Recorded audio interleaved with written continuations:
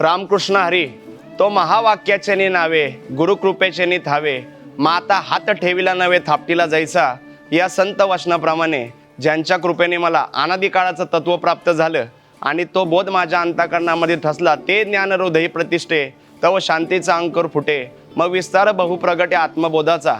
ज्या पद्धतीनं ज्ञानोबरायांना ही संत परंपरा प्राप्त झाली, ही संत परंपरा ज्यांना प्राप्त झाली ते म्हणजे महाराष्ट्रातील शांत जुन्नर तालुक्याचा मान माझा जीव की प्राण ब्रह्ममूर्ती शांताराम महाराज जाधव यांच्या कृपेनेही मला तोच बोध प्राप्त झाला आणि त्या बोधाच्या अनुषंगानं त्या बोरी क्षेत्रामध्ये आमचं जाणं झालं। वास्तविक स्वरूपामध्ये ची आळंदी आहे, तसेच आमच्या सर्व साधकांसाठी आमची आळंदी कोणती असेल तर ती म्हणजे बोरी गाव आहे। ज्या ज्ञानोबरायांच्या ठिकाणी रेड्यामुखी वेद बदविला गर्व दुजांचा हरविला शांती रूपे प्रगटला ज्ञानोबा माझा हे जेव्हा म्हटलं जातं, कारण की साधकाचा माया बापा दरुशने हरे ताप सर्वभूती सुखरूप ज्ञानोबा माझा, मग हे जेव्हा प्रमाण आपल्याला सर्वांना अंतर्भूत होतं त्याच पद्धतीने आमच्या सर्वांचा साधकांचा मायबाप असेल ते म्हणजे बोरी क्षेत्र। या बोरी क्षेत्रामध्ये ते आपल्याला सर्वांना अनुभूती प्राप्त करून देणारं हे क्षेत्र आहे।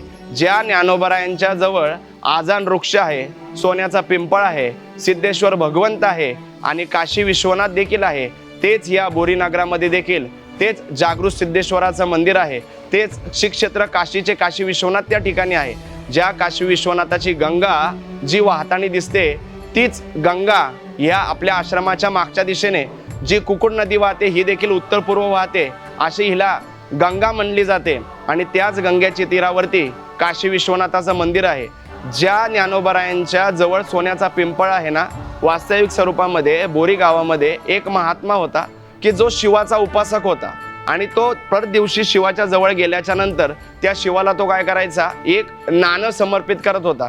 ते नाणं शिवाला समर्पित केल्याच्या नंतर त्या ज्ञानाचं सोनं होऊन त्याला ते ज्ञान प्राप्त होत होतं। याच्या मागचा हेतू आणि जागरूकता हीच आहे की त्याच बोरी या गावामध्ये त्या सिद्धेश्वराच्या सानिध्यामध्ये कुठल्याही नाण्याचं सोनं होतं, म्हणून ही बोरी ही ज्या पद्धतीने ज्ञानोबरायांचा सोन्याचा पिंपळ आहे त्याच पद्धतीने या बोरीमध्ये देखील सोन्यासारखे महात्मे येत असतात। आणि विशेषतः सांगायचं म्हटलं तर कुठलेही संत अवतीर्ण व्हायच्या आधी त्या ठिकाणी प्रत्येक ठिकाणी देव अवतीर्ण झालेले आहेत। उदाहरण द्यायचं म्हटलं की अख्ख्या विश्वाला विश्व ज्यांना माऊली संबोधलं जातं, हे माऊली प्रगट व्हायच्या आधी किंवा समाधी घ्यायच्या आधी त्या ठिकाणी सर्वांचं लाडकं 84 सिद्धांचा सिद्ध बेटी मेळा आळंदी हे गाव पुण्यभूमी ठाव दैवताचे नाव सिद्धेश्वर, हे सिद्धेश्वर भगवंत प्रगट झाले आणि त्यांच्या सानिध्यामध्ये सर्वांची लाडकी माऊलींनी त्या ठिकाणी समाधी घेतली। इतकंच नाही तर माऊलींचे गुरु म्हणजे 12 ज्योतिर्लिंगातलं एक ज्योतिर्लिंग म्हणून जे त्र्यंबकराज प्रसिद्ध आहेत, या त्र्यंबकराजांच्या कुशीमध्ये जर कोणी समाधी घेतली असेल तर ज्ञानोबरायांचे श्री गुरु म्हणजे निवृत्तीदादांची समाधी त्यांच्या कुशीमध्ये आहे।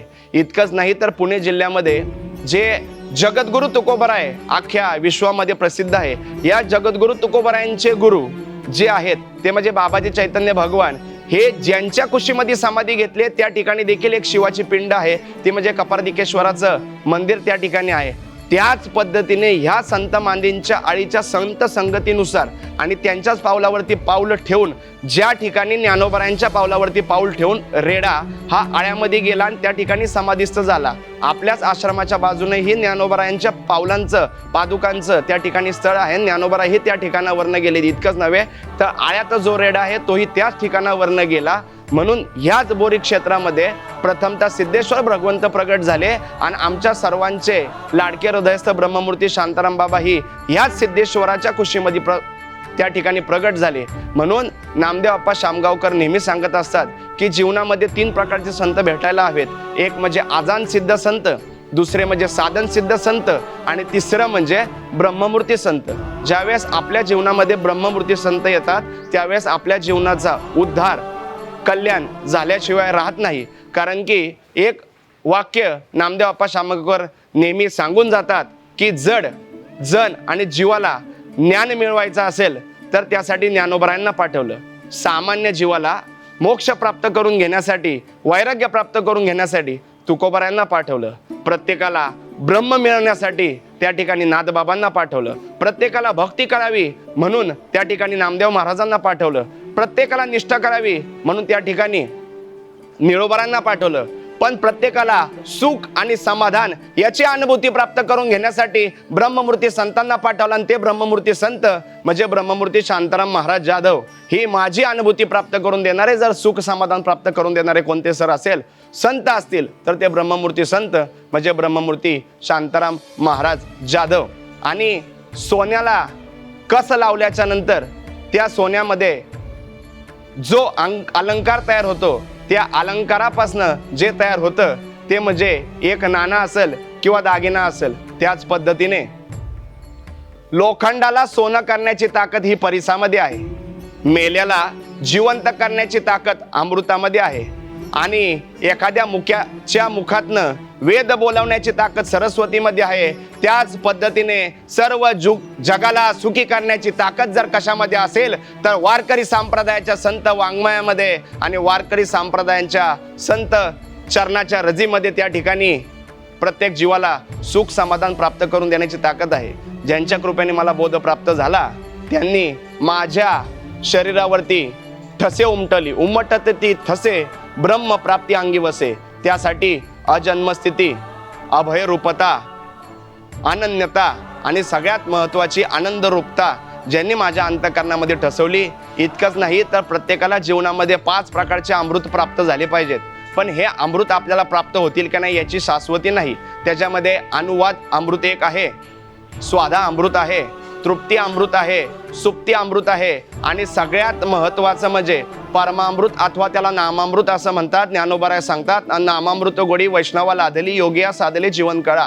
आणि ही जीवनाची कळा आपल्याला जर प्राप्त करून घ्यायची असेल तर सद्गुरु कृपेने उजळला दीप कळाले स्वरूप देवा तुझे. आणि हे स्वरूप आपल्याला जर स्वस्वरूपाला जायचं असेल तर त्या महात्म्याचा अंतःकरणामध्ये बोध ठसला पाहिजे. असं हे पवित्र तीर्थक्षेत्र म्हणजे बोरी. या बोरी क्षेत्रामध्ये येत्या दिवाळीला म्हणजे साधला हा पर्व काळ गेला अंतरीचा मळ या संत वचनाप्रमाणे येत्या दिवाळीला म्हणजे कार्तिक शुद्ध प्रतिपदा 14 नोव्हेंबर 2023 ते कार्तिक शुद्ध अष्टमी म्हणजे गोपालाष्टमी या 7 दिवसाच्या कालखंडामध्ये सद्गुरू ब्रह्ममूर्ती शांताराम महाराज जाधव सेवा ट्रस्ट या संस्थेच्या अंतर्गत वारकरी महावैष्णव वेळा संपन्न होणार आहे. तरी आपण सर्वांनी या सोहळ्यामध्ये उपस्थित राहून आम्हा सर्व वारकऱ्यांना सेवा करण्याची संधी द्यावी. कारण की प्रत्येक वेळेस धर्माच्या कार्यासाठी आपल्याला काय केलं पाहिजे, आडवं पडता आलं पाहिजे. गुरुचरित्रामध्ये एक दृष्टांत नेहमी लक्षात येतो की त्याच्या गुरुने त्यांना काम सांगितलं होतं की पाटबंधाऱ्यावरती जा आणि पाटबंधाऱ्यावरचं पाणी त्या ठिकाणी अडवायचं आहे. असं ज्यावेळेस त्यांना सांगण्यात आलं होतं तर काही केल्याने तो पाटबंधारा अडवला जात नव्हता.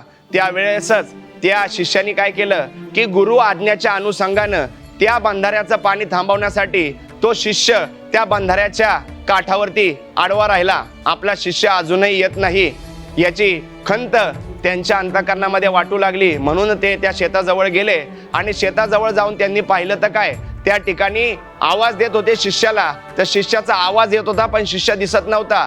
मग त्यावेळेस त्यांनी पाहिलं तर तो शिष्य त्या बांधावरती आडवा झोपला होता, म्हणजेच तो ते पाणी अडवत होता.